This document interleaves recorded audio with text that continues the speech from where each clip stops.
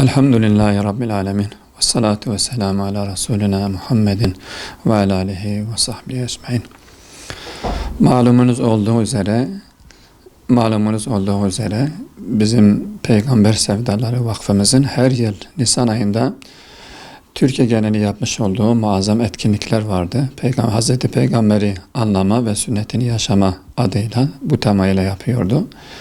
Fakat son zamanlarda Türkiye'de ve dünyada yayılan ciddi bir salgın hastalık var. Koronavirüs salgını. Biz de halkımızın sağlığını dikkate alarak bu hassasiyet üzerine bu etkinliklerin halkımızın sağlığına zarar vereceğini düşündüğümüzden dolayı toplu etkinlikleri erteledik. Bu Nisan ayında yapmayacağız. Burada önemli olan insanlarımızın sağlığıdır, selametidir. Dolayısıyla burada kardeşlerimize tavsiyemiz şartlar uygun olursa ileriki zamanlarda tekrar aynı faaliyetleri, etkinlikler yapacağımızı duyurmak istiyoruz. Burada önemli olan kardeşlerimiz kendi sağlıklarına dikkat etsinler, yetkililerin bu anlamda vermiş oldukları görev ve hatırlatmalara dikkat etsinler. Gereksiz yere evlerini terk edip toplu alanlarda buluşmasınlar.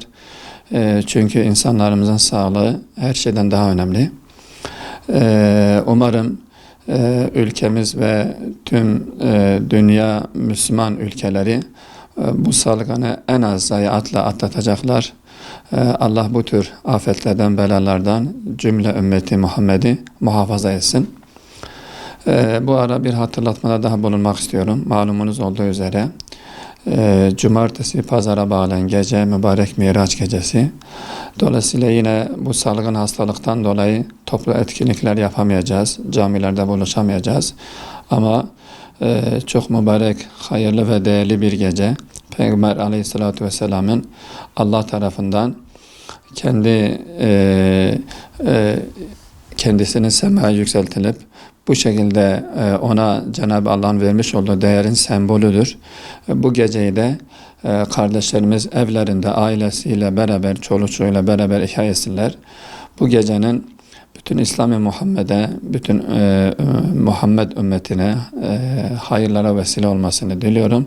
Cenab-ı Allah bu gece hürmetine üzerimize var olan belaların ve musibetlerin define vesile kılsın bu geceyi ve tekrar bütün kardeşlerimizin gecesini tebrik ediyorum.